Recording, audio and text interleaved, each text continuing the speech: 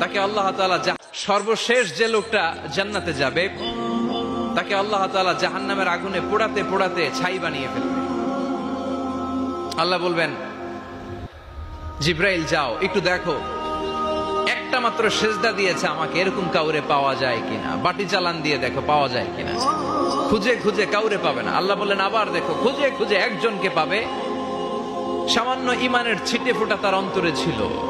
আল্লাহ বলবেন, যেহেতু ছিটে ফোঁটা আছে, অনেক মায়ের খেয়েছে, ওকে বের করে জাহান্নাম থেকে বের করে একটা নির্ধারিত দূরত্বে রেখে দাও। রেখে দেয়া হবে, কিন্তু জাহান্নামের আগুনের লেলিহান শিখাতে তার গা ঝলসে যাবে। সে আল্লাহর ডেকে বলবে, মাবুদ তোমার কাছে আমি কিছু চাই না, জাহান্নাম থেকে তুমি আমাকে বের করেছো, জীবন নদীর পানি তুমি আমার গায়ের মধ্যে ঢেলে দিয়েছো, আমি আবার সজীবতা ফিরে পেয়েছি। আমি তোমার কাছে জান্নাত চাই না, শুধু নিরাপদ একটা দূরত্বে আমাকে রেখে আসো, যাতে জাহান্নামের আগুন আমারে কষ্ট দিতে না পারে। আল্লাহ, আমি কিন্তু তোমার কাছে জান্নাত চাই না। কি চাই না? জান্নাত চাই না, কিন্তু জাহান্নামের আগুন আমারে কষ্ট দিচ্ছে, এতটা দূরত্বে রাখো যাতে জাহান্নামের আগুন আমার গায়ে না লাগে। আল্লাহ বললেন, ওকে রাখবো, কিন্তু আমার সাথে একটা কন্ট্রাক্টে যেতে হবে, যে এটা তোমাকে দিলে তুমি আর নতুন করে কিছু চাবা না। সে বলবে আমি রাজি, কন্ট্রাক্ট হয়ে যাবে। আল্লাহ জিব্রাইলরে বলবেন, যাও এমন দূরত্বে রাখো যাতে জাহান্নামের আগুন ওরে কষ্ট না দেয়।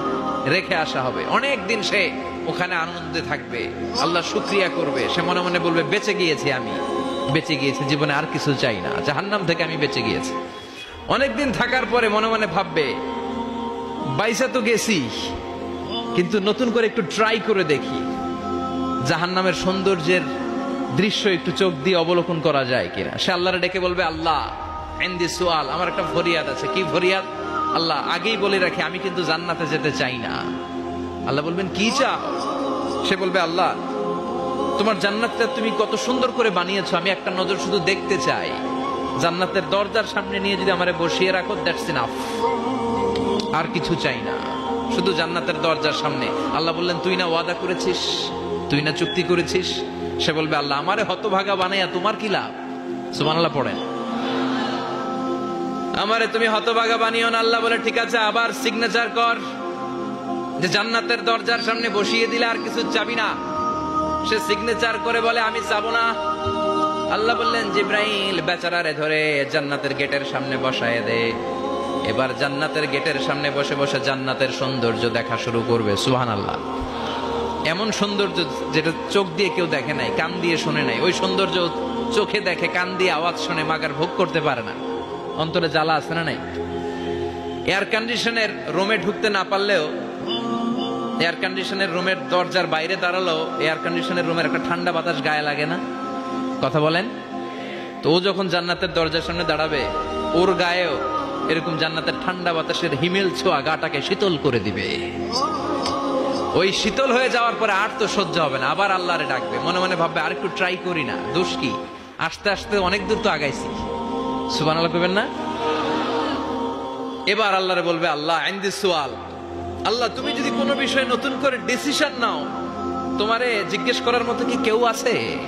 আল্লাহ বলেন, না, আমি তো সব রাজার বড় রাজা, মহারাজা, আমার উপরে তো কারো কথা চলে না। ওই হতভাগা লোকটা বলবে, আল্লাহ এত সুন্দর জান্নাত তুমি বানালাম, চোখ দিয়ে সৌন্দর্য দেখি, কান দিয়ে আওয়াজগুলো শুনি, হুর আর গেলমান হেঁটে বেড়ায়, এত সুন্দর জান্নাত চোখ দিয়ে দেখি, ঢুকতে পারি না, আমারে কষ্ট দিয়ে তোমার কি লাভ? ও আল্লাহ, আমারে তুমি মাফ করে দাও, জান্নাতের চিপার মধ্যে এক কর্নারে তুমি একটু আমারে জায়গা করে দাও। আল্লাহ বলবেন, ওয়াই হাক ইবনা আদম, তোর ধ্বংস হোক হে আদম জাত, মা আগদারাকা, তোর যে বড় গাদ্দার আমি আমার সৃষ্টিকুলে কাউরে দেখি নাই, কারণ তুই আমার সাথে চুক্তি করিস আর চুক্তি ভঙ্গ করিস। আল্লাহর রহমতের দরিয়ায় তখন জোশ খেলে যাবে, ওর আকুতি মিনতি চাহনি আল্লাহর রহমতের দরিয়ার মধ্যে জোশ লাগিয়ে দিবে। আল্লাহর দয়া হয়ে যাবে, মায়া হয়ে যাবে। আল্লাহ বলবেন, ঠিক আছে, জান্নাতে যা। লোকটা এবার এক দৌড়ে জান্নাতের ভিতরে ঢুকে যাবে। লোকটার দৌড় দেখে আবার লোকটারে আল্লাহ ডেকে বলবে, একটু দাঁড়া, একটু দাঁড়া, জান্নাত তো দিছি, তো দৌড় দিলি কেন? সুবহানাল্লাহ কইবেন না? লোকটি বলবে, আল্লাহ প্ল্যান তো আমি কম করি নাই, এত চেষ্টার ফলে আমি আসতে পারছি, আবার যদি তুমি বাইর করে দাও, এই জন্য এক দৌড়ে এমন চিপার মধ্যে লুকামো যাতে তুমি আমার না দেখো। আবার আল্লাহর রহমতের দরিয়ায় জোশ খেলে যাবে, আল্লাহ কাছে ডাকবে, কাছে আয়, ও গোলাম তোর কি মনে চায় আমারে বল, আজকে তুই চাইতে থাক, আমি দিতে দিতে তোর মনের সব আশা পূরণ করে দেব। লোকটা খুশি হয়ে বলবে, আল্লাহ আমারে এটা দাও, বাড়ি দাও, গাড়ি দাও, নারী দাও, এটা দাও, ওটা দাও, একের পর এক চাইতে থাকবে, আল্লাহ সব তারে দিতে থাকবে। চাইতে চাইতে লোকটার সব চাওয়া যখন শেষ, সে বলবে, আল্লাহ আর আমার চাওয়ার কিছু নাই। আল্লাহ বলেন, নো, এত তাড়াতাড়ি যে তুমি খেলা শেষ করতে পারবা না মনু, আমার সাথে তোমার এই খেলা আর লম্বা সময় চলতে হবে, তোমার অনেক কিছু চাইতে হবে। তুই আজকে চাইতে চাইতে তোর সব চাও আমার কাছে বলবি, আর আমি দিতে দিতে তোর জীবন ধন্য করে দেব। সে আবার চাইতে শুরু করবে, আল্লাহ এটা দাও, ওটা দাও, ওটা দাও, আল্লাহ দিতে দিতে সব দিবে। এরপরে বলবে, আল্লাহ মাফও চাই, দোয়াও চাই, আর চাওয়ার কিছু নাই। আল্লাহ বলবেন, তাই ঠিক আছে, তোরে আমি জান্নাতে ঢুকাই দিলাম, তবে মনে রাখিস তোর জান্নাতটা হবে সবচেয়ে ছোট জান্নাত, আর তোর জান্নাতটা হবে এই পৃথিবীর 10 গুণ। চিল্লা এখন সুবহানাল্লাহ। বুখারীর বর্ণনা, আখিরু মান দাখালাল জান্নাহ, যে লোকটা সর্বশেষ অনেক মাইর খাইয়া রিমান্ডে থাকার পরে জান্নাতে ঢুকবে, তার জান্নাতটা যদি পৃথিবীর 10 গুণ হয়, তাহলে আমাদের সবাইরে ফেরদাউসে ঢুকাতে আল্লাহর কোনো সমস্যা আছে? চিল্লায় বলেন, সমস্যা আছে? এজন্য আমরা আল্লাহর কাছে কোন জান্নাত চাই? কথা বলেন।